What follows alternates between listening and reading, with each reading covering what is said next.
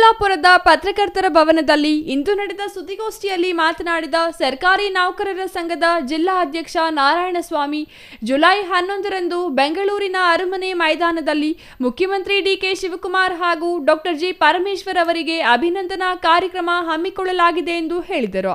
ರಾಜ್ಯ ಸರ್ಕಾರಿ ನೌಕರರಿಂದ ಮುಖ್ಯಮಂತ್ರಿ ಡಿಕೆ ಶಿವಕುಮಾರ್, ಉಪಮುಖ್ಯಮಂತ್ರಿ ಪರಮೇಶ್ವರ್ ಅವರಿಗೆ ಅಭಿನಂದನಾ ಸಮಾರಂಭ ಹಮ್ಮಿಕೊಂಡಿದ್ದು 1 ಲಕ್ಷಕ್ಕೂ ಹೆಚ್ಚು ಪ್ರತಿನಿಧಿಗಳು ಕಾರ್ಯಕ್ರಮದಲ್ಲಿ ಭಾಗಿಯಾಗಲಿದ್ದಾರೆ ಎಂದರು. ಇವತ್ತಿನ ಒಂದು ಪತ್ರಿಕಾಗೋಷ್ಠಿಯ ಮುಖ್ಯ ಉದ್ದೇಶ ನಮ್ಮ ಕರ್ನಾಟಕ ರಾಜ್ಯ ಸರ್ಕಾರಿ ನೌಕರರ ಸಂಘದ ವತಿಯಿಂದ ನೂತನ ಮುಖ್ಯಮಂತ್ರಿಗಳಾಗಿರ್ತಕ್ಕಂಥ ಡಿಕೆ ಶಿವಕುಮಾರ್ ಸಾಹೇಬರಿಗೆ ಮತ್ತು ಉಪಮುಖ್ಯಮಂತ್ರಿಗಳಾಗಿರ್ತಕ್ಕಂತಹ ಡಾಕ್ಟರ್ ಜಿ ಪರಮೇಶ್ವರ್ ಸಾಹೇಬರಿಗೆ ಸಂಘದ ವತಿಯಿಂದ ಅಭಿನಂದನೆ ಕಾರ್ಯಕ್ರಮವನ್ನು, ನಮ್ಮ ಅಭಿಮಾನದ ಅಭಿನಂದನೆ ಕಾರ್ಯಕ್ರಮವನ್ನು ಇದೇ ತಿಂಗಳು 11ನೇ ತಾರೀಕು ಶನಿವಾರ ಬೆಂಗಳೂರಿನ ಪ್ಯಾಲೇಸ್ ಗ್ರೌಂಡ್ ಆಗಿರ್ತಕ್ಕಂಥ ತ್ರಿಪುರ ವಾಸಿನಿಯಲ್ಲಿ ಕಾರ್ಯಕ್ರಮವನ್ನು ಹಮ್ಮಿಕೊಂಡಿದ್ದೇವೆ. ಈ ಕಾರ್ಯಕ್ರಮ ಇಡೀ ರಾಜ್ಯದ ಎಲ್ಲ ಸಮಸ್ತ ಸರ್ಕಾರಿ ನೌಕರರು ಕೂಡ ಭಾಗವಹಿಸ್ತಕ್ಕಂಥ 1 ಲಕ್ಷಕ್ಕಿಂತ ಹೆಚ್ಚು ನೌಕರರು ಮತ್ತು ಪ್ರತಿನಿಧಿಗಳು ಭಾಗವಹಿಸಿ ಈ ನಮ್ಮ ಮುಖ್ಯಮಂತ್ರಿಗಳಿಗೆ ಅಭಿನಂದನೆಯನ್ನು ಸಲ್ಲಿಸ್ತಾ ಇದ್ದೇವೆ.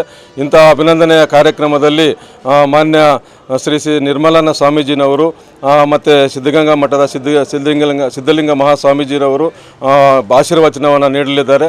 ಅದೇ ರೀತಿ ಅನೇಕ ಸರ್ಕಾರದ ಮುಖ್ಯ ಅಧಿಕಾರಿಗಳು ಕೂಡ ಭಾಗವಹಿಸ್ತಾ ಇದ್ದಾರೆ. ಬೆಂಗಳೂರಿನ ಅರಮನೆ ಮೈದಾನದಲ್ಲಿ ನಡೆಯಲಿರುವ ಕಾರ್ಯಕ್ರಮದಲ್ಲಿ ಶ್ರೀ ನಿರ್ಮಲಾನಂದ ಶ್ರೀಗಳು ಸೇರಿದಂತೆ ಹಲವಾರು ಭಾಗಿಯಾಗಲಿದ್ದಾರೆ.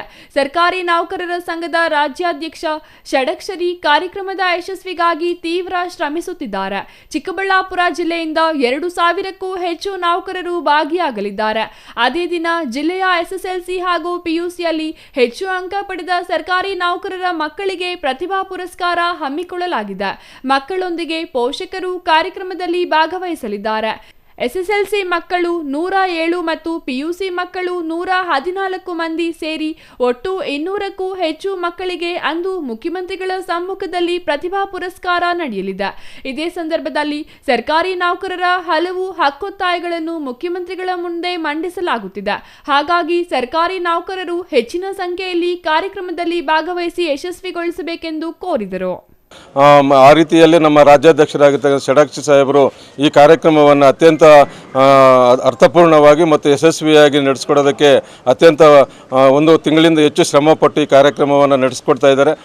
ಮತ್ತು ವಿಶೇಷವಾಗಿ ನಮ್ಮ ಜಿಲ್ಲೆಯಿಂದ ಸುಮಾರು 2,000ಕ್ಕಿಂತ ಹೆಚ್ಚು ನೌಕರರು ಎಲ್ಲ ತಾಲೂಕುಗಳಿಂದನೂ ಕೂಡ ಭಾಗವಹಿಸ್ತಾ ಇದ್ದೇವೆ. ಎಲ್ಲ ನೌಕರರು ಮತ್ತು ಪ್ರತಿನಿಧಿಗಳು ಎಲ್ಲನೂ ಕೂಡ ವಿಶೇಷವಾಗಿ ಅದೇ ದಿವಸ ನಮ್ಮ ಜಿಲ್ಲೆಯಿಂದ ಆಯ್ಕೆಗಾಗಿರ್ತಕ್ಕಂಥ SLC ಮತ್ತು PUC ಮಕ್ಕಳು 107 ಜನ SLC ಮಕ್ಕಳು 90% ಹೆಚ್ಚು ಅಂಕವನ್ನು ಪಡೆದಿರ್ತಕ್ಕಂಥ ನಮ್ಮ ಸರ್ಕಾರಿ ನೌಕರರ ಮಕ್ಕಳು SLC ಮಕ್ಕಳು ಮತ್ತು 114 ಜನ PUCನಲ್ಲಿ 90% ಪಡೆದಿರ್ತಕ್ಕಂಥ ನಮ್ಮ PUC ಮಕ್ಕಳು ಕೂಡ ಮತ್ತು ಅವರ ಪೋಷಕರು ಕೂಡ ಕಾರ್ಯಕ್ರಮದಲ್ಲಿ ಭಾಗವಹಿಸಿ. News bureau, CTV news, Chikkaballapur.